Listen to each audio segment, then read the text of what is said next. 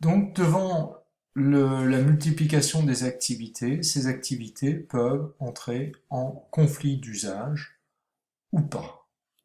Donc, grand 3, ces espaces sont marqués par des conflits d'usage liés à la présence de plusieurs activités, mais on verra aussi que il peut y avoir plusieurs activités sans qu'il y ait conflit d'usage. Les conflits d'usage peuvent porter sur les ressources, en particulier la ressource en eau. Premier exemple, à Marrakech, les piscines et les golfs pour touristes font concurrence à l'agriculture locale pour l'utilisation de l'eau.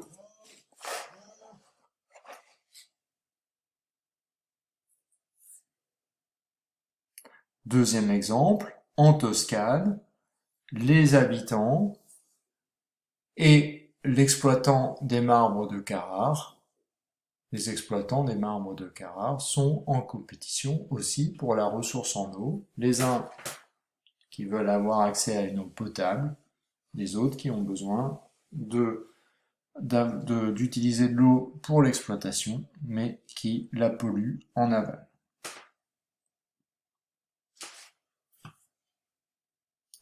Les conflits d'usage peuvent porter sur le devenir de l'espace lui-même. Et en fait, les activités qui sont en synergie se renforcent mutuellement. Les activités qui sont en compétition entraînent des conflits d'usage. Le premier point, les activités en synergie se renforcent mutuellement. On pense bien sûr à l'agritourisme et à la fonction agricole. Deux fonctions, deux usages différents de l'espace agricole qui se renforcent mutuellement.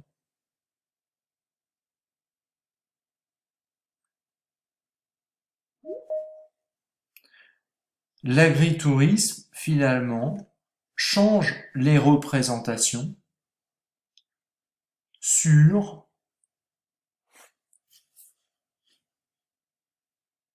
l'activité agricole. Il valorise l'activité agricole, il donne de la valeur aux activités agricoles,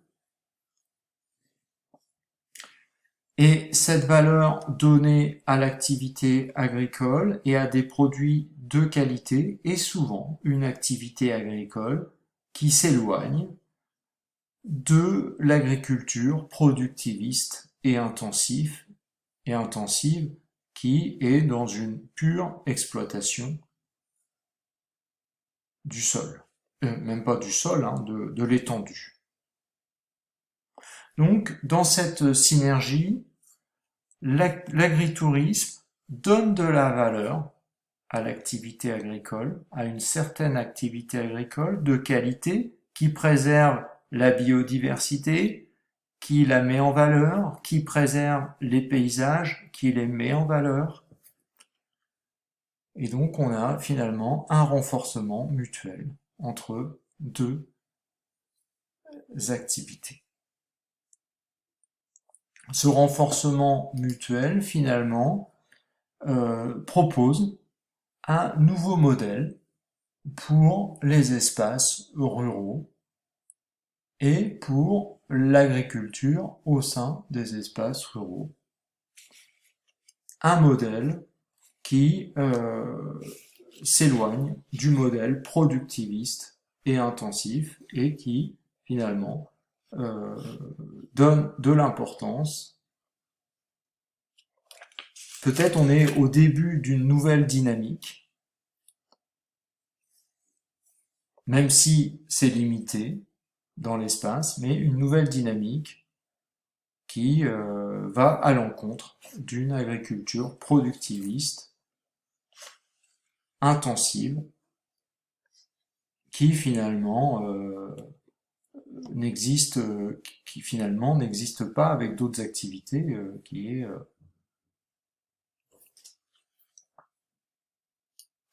est exclusive est complètement artificialisé, c'est-à-dire que les sols ne sont pauvres, finalement cette agriculture productiviste ne fonctionne qu'avec un apport d'engrais permanent. Alors, deuxième point, j'étais un petit peu long là, sur la synergie.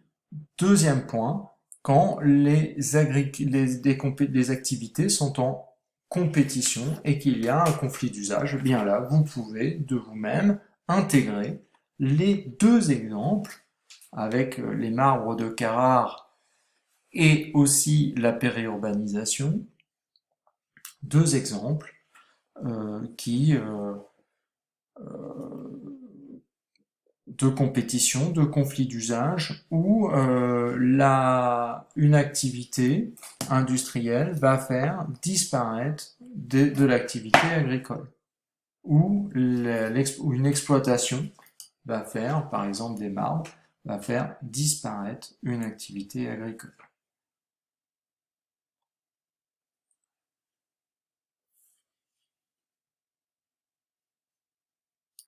Or, le recul des terres agricoles pose le problème de la sécurité alimentaire, parce que l'agriculture, le foncier, quand le foncier prend de la valeur, la tentation est de vendre les terres agricoles, de les remplacer par des activités qui sont plus productives ou qui rapportent plus, et en conséquence, c'est une diminution de l'activité agricole et donc des capacités à faire face aux besoins alimentaires de la population locale, voire mondiale, sachant que des États, comme de nombreux États, achètent des terres agricoles dans d'autres continents ou à l'étranger pour assurer la propre sécurité alimentaire de leur population.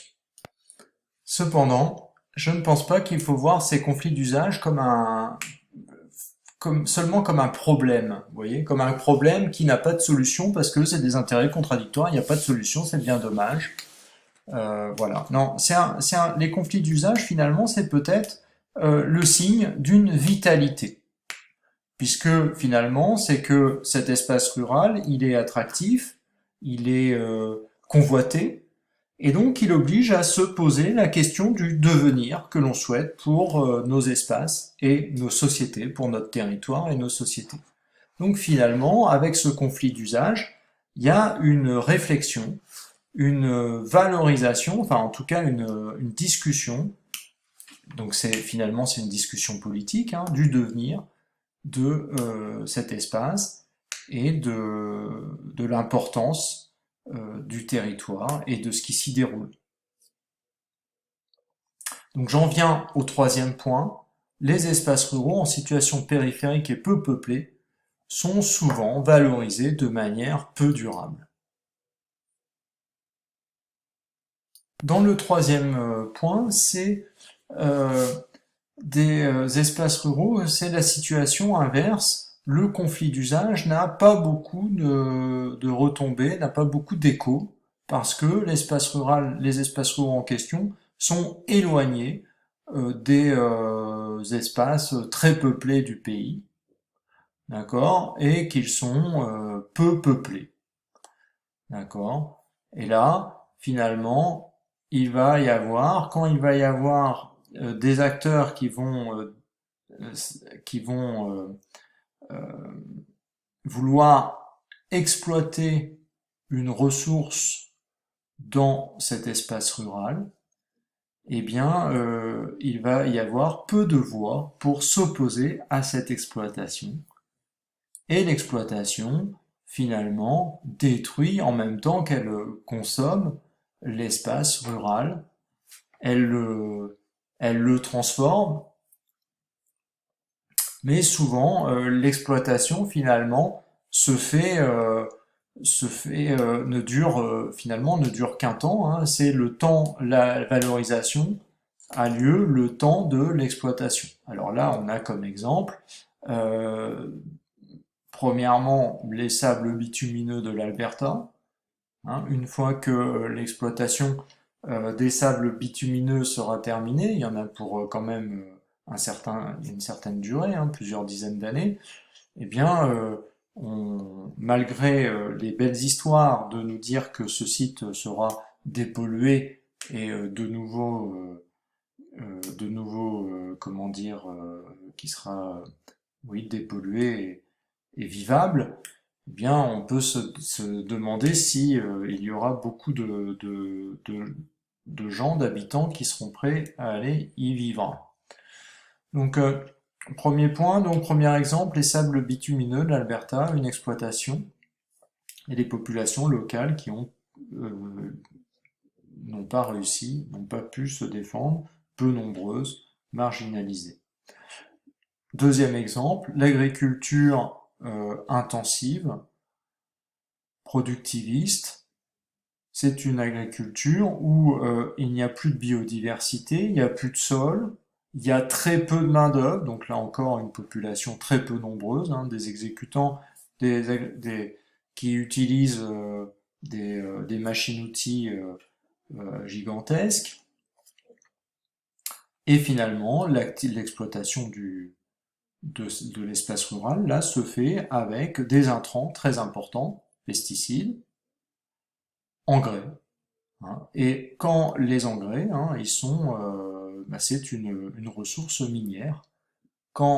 Si les engrais, on arrive au bout de l'exploitation des engrais, eh bien, il n'y a plus d'engrais pour enrichir les sols, et ces sols étant complètement stérilisés, eh bien, ils ne pourront plus être exploités, et on ne peut plus y faire grand-chose en termes d'agriculture.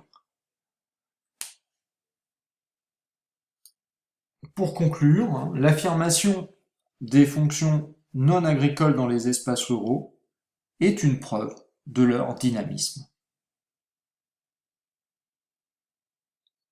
C'est aussi une source de conflits d'usage. Mais ces conflits d'usage sont aussi le signe de leur nouvelle attractivité.